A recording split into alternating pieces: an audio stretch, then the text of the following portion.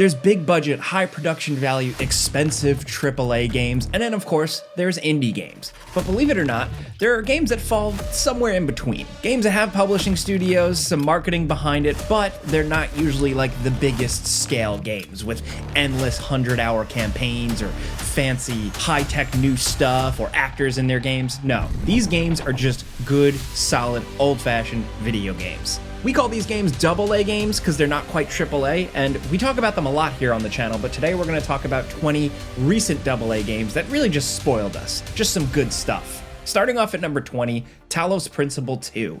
The original one was such a weird anomaly, right? A philosophical puzzle game from the guys behind the Serious Sam series. What's crazy about the original, and by extension the sequel now here, is just how solid they are, right? They combine complex ideas, mist-like exploration in these serene but kind of strange environments. And then of course, just good solid puzzle solving. And the sequel is bigger. A lot bigger, with more of a focus on story, but that doesn't really detract from the puzzles at all, which all seem really excellent, while removing some of the elements from the first game that could have been a little more frustrating. So for fans of the first, that makes the sequel a little easier overall compared to the original, but if that's your main problem, then you can just play the DLC, which apparently is significantly more difficult than the base game. The real meat here, though, are the puzzles, and they're just excellently designed, and there's a lot of them, too. This is not a short game, so it'll keep you busy for a while, taking in the sights, struggling with the meaning of existence, and pointing lasers around, you know, stuff that really matters.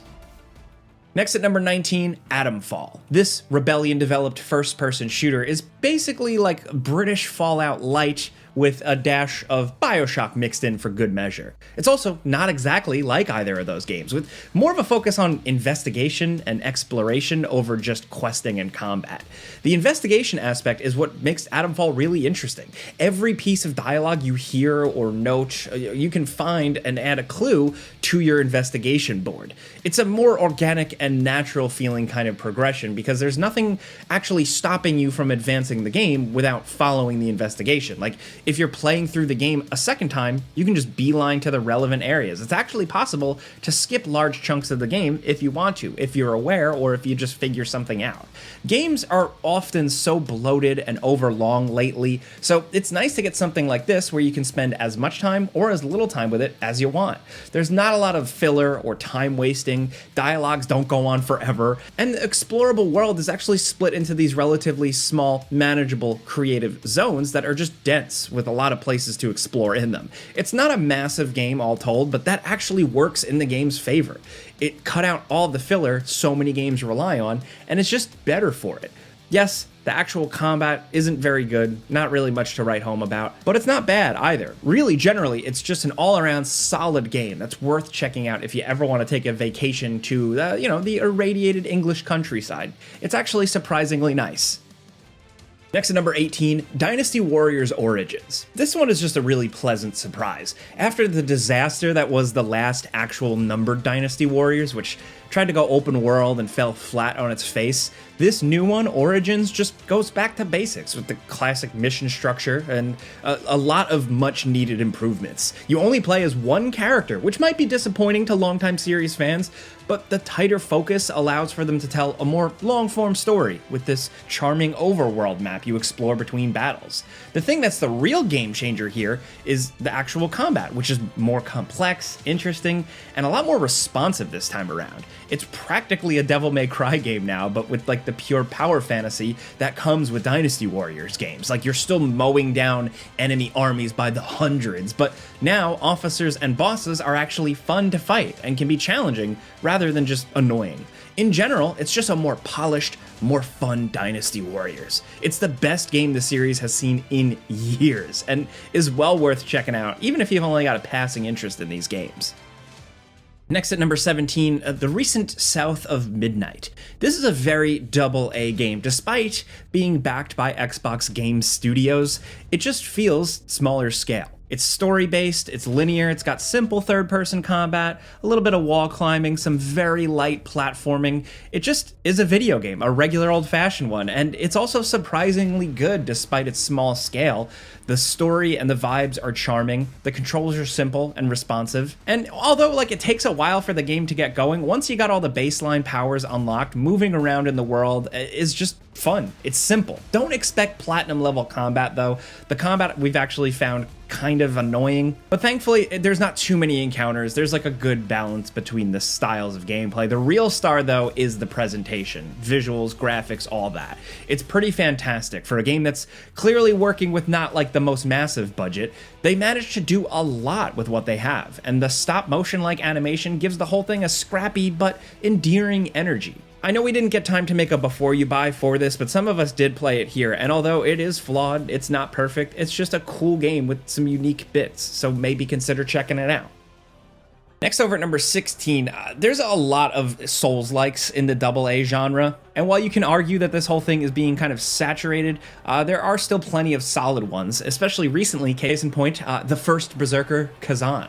This action game looks AAA in the cutscenes and character models, but clearly AA in the environments and stuff, which are pretty uniformly bland and generic.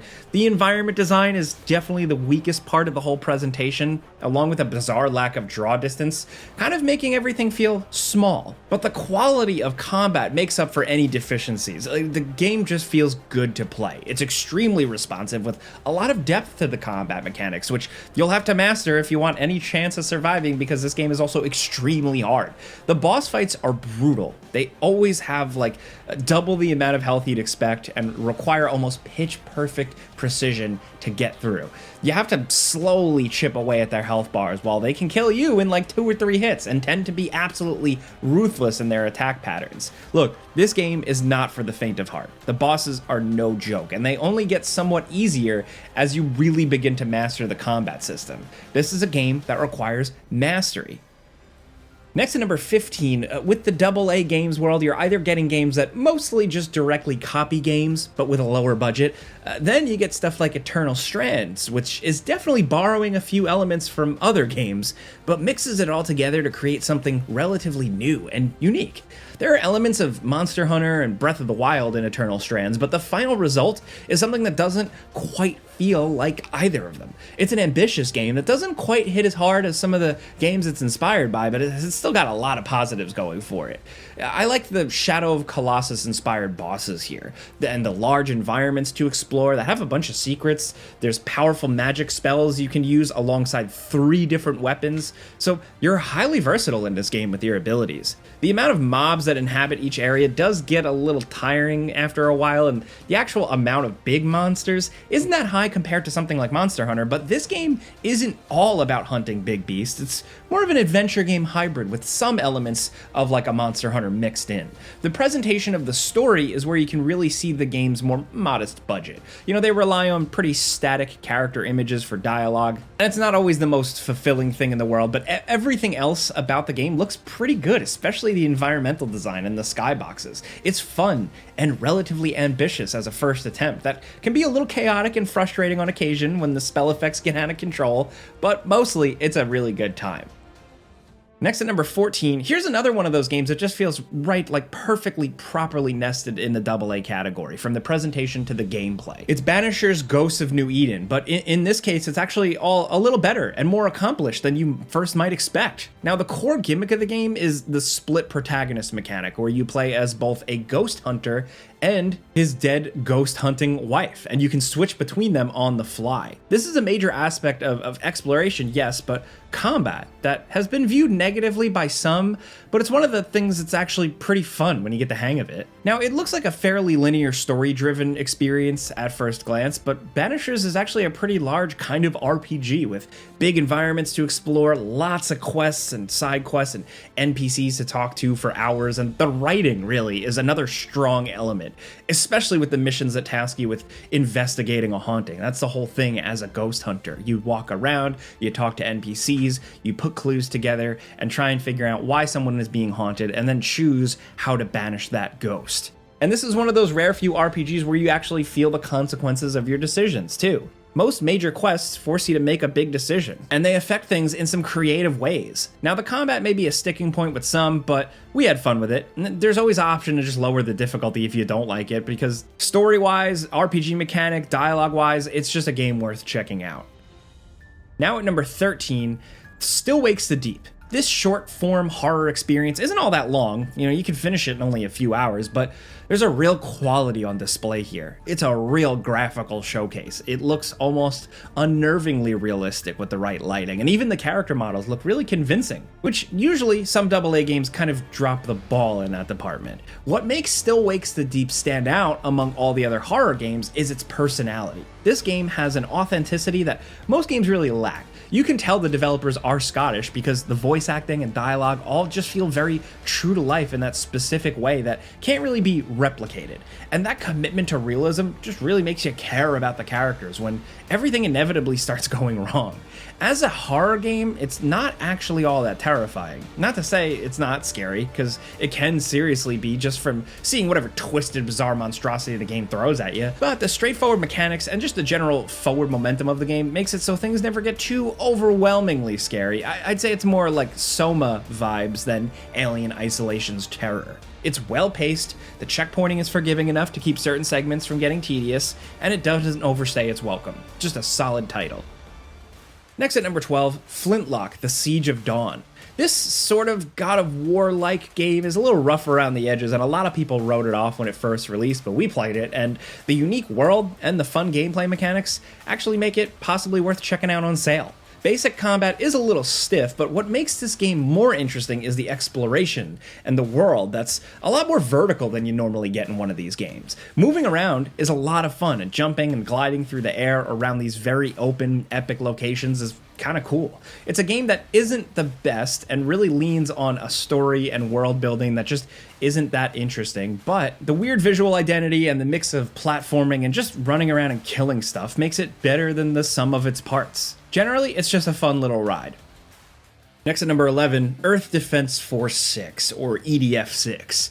Is this technically AA? Look, all these are kind of nebulous. It's not an indie, and it's definitely not AAA. It's maybe just in that space that doesn't really fit any category, but who cares when you've got a game that's just this absurdly entertaining? The Earth Defense Force series has been chugging along all this time, making more and more absurdly over-the-top games that are both basically all the same and also more. Honestly, the 6th game in the series isn't that far off, gameplay-wise, from the first game, and that's a testament to just how satisfying the core gameplay is. There's just nothing better than blasting bugs and alien freaks in a giant battlefield, and this game has some of the biggest alien battles in the series yet, along with some of the craziest aliens. This time around, there's actually a little bit of plot, and it's truly insane. None of it matters at all, and it's all just background noise while you're blowing up giant bugs, but there's something uniquely hilarious about the weird delivery of some of the most insane dialogue you've heard in a while. The Earth Defense Force games are a unique experience that are low budget as hell, but are just a lot of fun. They understand what they're doing. They know what they're doing. They're charming. And the newest game in the series is up there with some of the best. It's definitely the longest, at least. It's got like over 140 missions, so it'll probably keep you busy for a while. Next, over at number 10, Mechwarrior 5 Clans. Now, Mechwarrior 5 has always been a fun time, but what it's been missing is a really solid, structured campaign. This standalone expansion to the game gives it exactly that, and makes it easily the best Mechwarrior thing to come out since the legendary Mechwarrior 4 Mercenaries.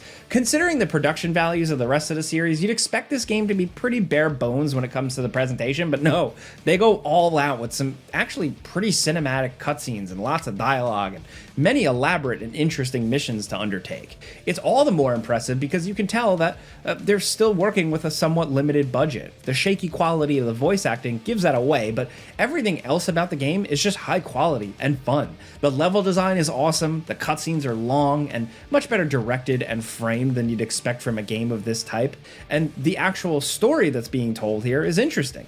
If you're gonna play anything Mechwarrior related that's come out in the last 2 decades, then definitely check this one out.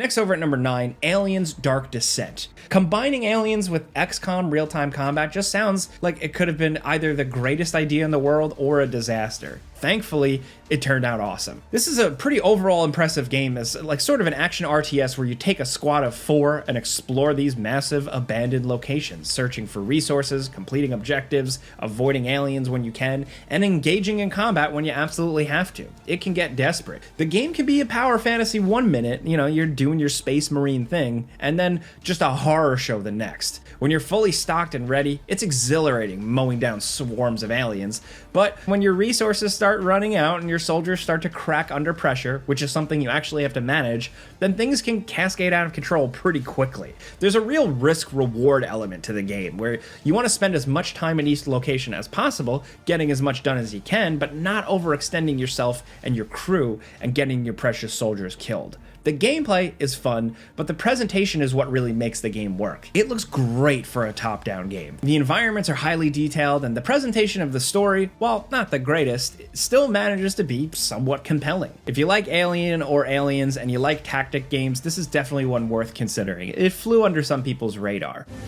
Never thought I'd be trying to breach my own security perimeter. Believe me, I know how you feel. I guess you do it, man. Ain't life something?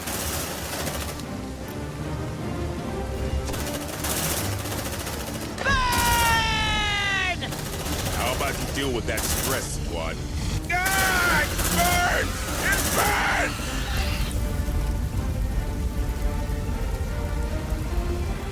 Next, number 8, Robocop Rogue City. Now, I know we've talked about this one a lot. I am the Robocop fan here at gameranx, though, so I force my agenda into every video. Look, it's not the perfect game, but for Robocop fans, I don't know, I think it is. There's a lot of talking here for a game that should be just about blowing away criminal scum nonstop, but when this game is on, it's really on. It looks great too, and to give the devs credit, they really did bring back Peter Weller as Robo, and he's pitch perfect. And when you are actually shooting, you know, blowing away bad guys, it is very satisfying, if simple, but that's the point. You're Robocop, you're a walking tank. You can absorb a huge amount of damage, so combat sections feel more like shooting galleries than like intense first-person shooter levels.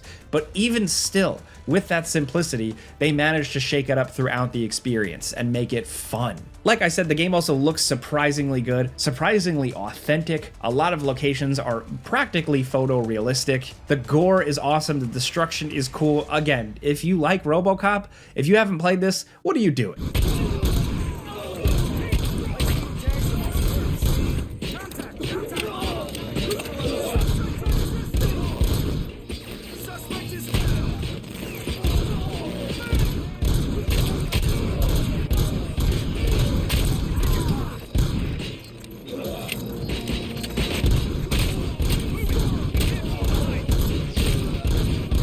Next at number 7, Destroy All Humans 2 Reprobed. The original Destroy All Humans games are really like the types of games you don't see anymore. Well-made but weird little games with an actual budget behind them. Now, it seems like oddball projects like this are trapped in the world of the past, and we only ever see this type of absurd creativity in indies. But with the series revived by THQ Nordic here, we now have a whole new generation of games to bring back with a slightly new coat of paint, honestly. For the most part, this enhanced version of the second game is good. It takes everything from the original game, cleans it up a little bit, but manages to remain the same mostly. The controls are somewhat modernized, but the jokes aren't. The game is a lot more self-aware than the first, with just some real groaner lines and lame jokes every once in a while, but that's part of the charm. And on the flip side, there's also still plenty of clever stuff here. They might catch you off guard with an obscure reference or some fourth wall breaking comment that is actually pretty funny. When it lands, it really lands.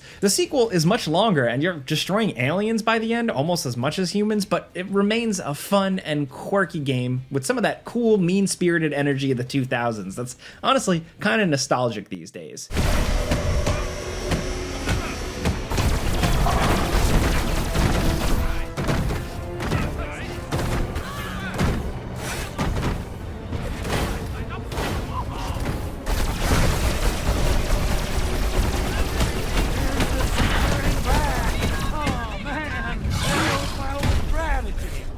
Next at number 6, Gylt, a kid-friendly horror game that's not as bizarre as Little Nightmares, but not as hardcore as Resident Evil. You know, it might sound like a hard pass for many, but Gylt is a surprisingly good game that's actually mechanically engaging enough to play as an adult.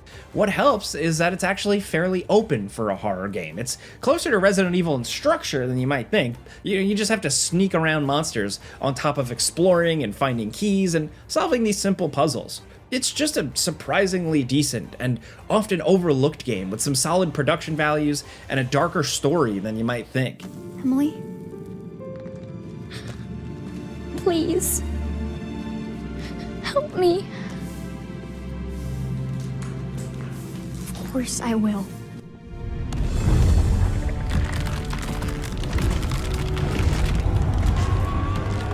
No. Run, Emily, run!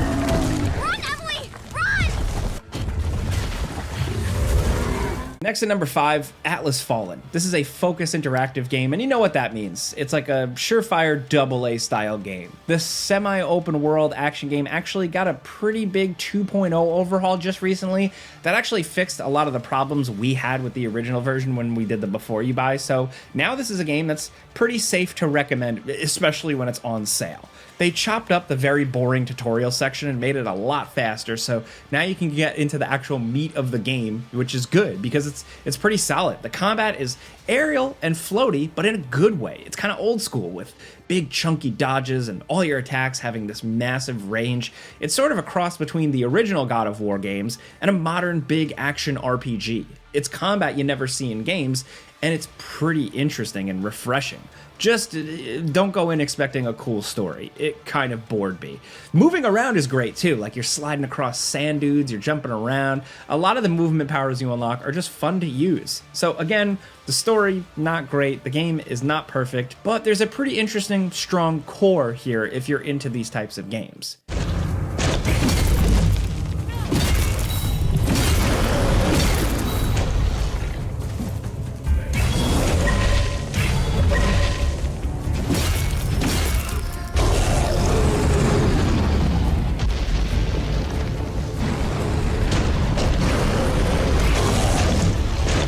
Next at number 4, Hot Wheels Unleashed 2 Turbocharged. Now, this toy-based racing game has a name that makes it sound like it's just some tie-in bottom-of-the-barrel shovelware, but it's actually fun and improves on the surprisingly great original in important ways. It's still this blisteringly fast racer where you zip around as a tiny car on these over-the-top impossible tracks, but now the level design is more interesting and diverse, and the vehicles feel more unique in how they actually handle. The first game was a lot of fun, but the maps really started to run together after a while. This game doesn't have that problem, with stages set in a museum and a gas station and an arcade to add some real visual variety, along with just some more interesting hazards. It's just an all-around simple, fun game.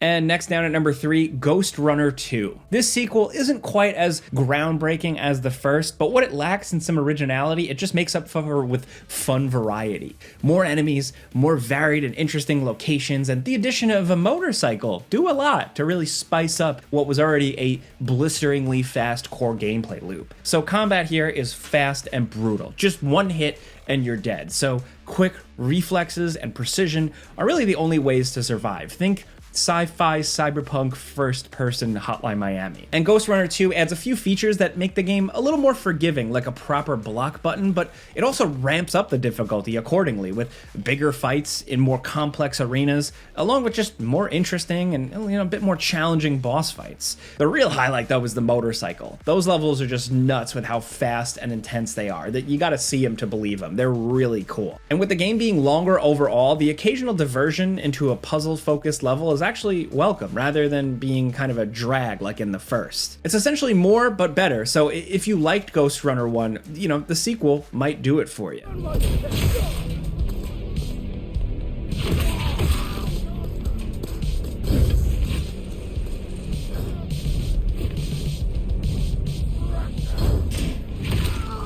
Now down at number 2, Lies of P. This is one of the better Souls-likes of the last few years, but at its core, it's got the proud beating heart of something that doesn't feel quite AAA. These games live and die on atmosphere and strong gameplay mechanics, and Lies of P has both of them. The world is interestingly weird, the enemy designs are both whimsical and grotesque, and the actual combat mechanics are just finely tuned. The game is a satisfying challenge, but not as brutally difficult as something like first Berserker Khazan. It gets consistently more difficult as it goes, but it still mostly plays fair. It's just a well-made, cool game with good vibes that has all the usual strengths of the subgenre, while also just feeling like its own unique thing. Look, it's no Bloodborne, but just being in the conversation next to that legendary game says enough. Lies of P is great.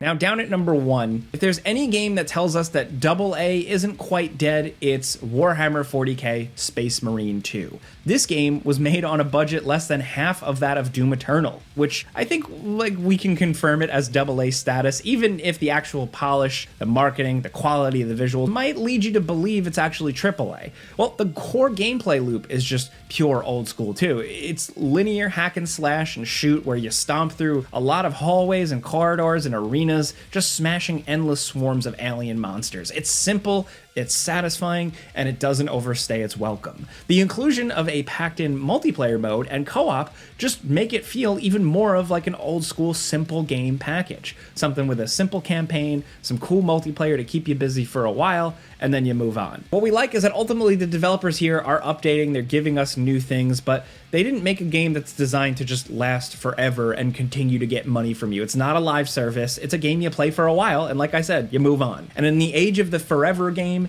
and 200-hour open world games, you really gotta respect this.